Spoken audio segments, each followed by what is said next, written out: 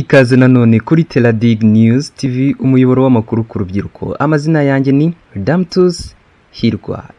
Inkuru nkuzaniye nuko amateka kuri ubu ngubu yamaze kwikora. Donald Trump na Kim Jong-un kuri ubu ngubu bashyize barahura. Perezida wa Leta Zunze Ubumwe za Amerika Donald Trump bwa mbere mu mateka na Kim Jong-un uyobora Korea ya Ruguru mu biganiro byitezweho gukuraho burundu urwango rumaze igihe rurangwa hagati y'ibi bihugu by'ibihanganye. Kuri ubu ngubu rero Perezida Trump na Kim Jong-un bahuriye mu gihugu cya Singapore, aho ngo aba bagabo bombi babanje guhana ibiganza gusa ntibyamaze igihe kirekire. Aba bayobozi bombi bahise banahura ku meza basangira n'ababaherekeje. Magingo ya rero ibiganiro ngo biri hagati y'aba bakuru b'ibihugu byombi birarimbanyije. Icyitezwe akaba ari uko Korea ya Ruguru yakwemeranya na Leta Zunze Ubumwe za Amerika kureka ngo umugambi wayo mubisha wo gukora ibitwaro bya kirimbuzi. Byitezwe kandi ko Perezida Donald Trump na mugenzi we wa Korea ya Ruguru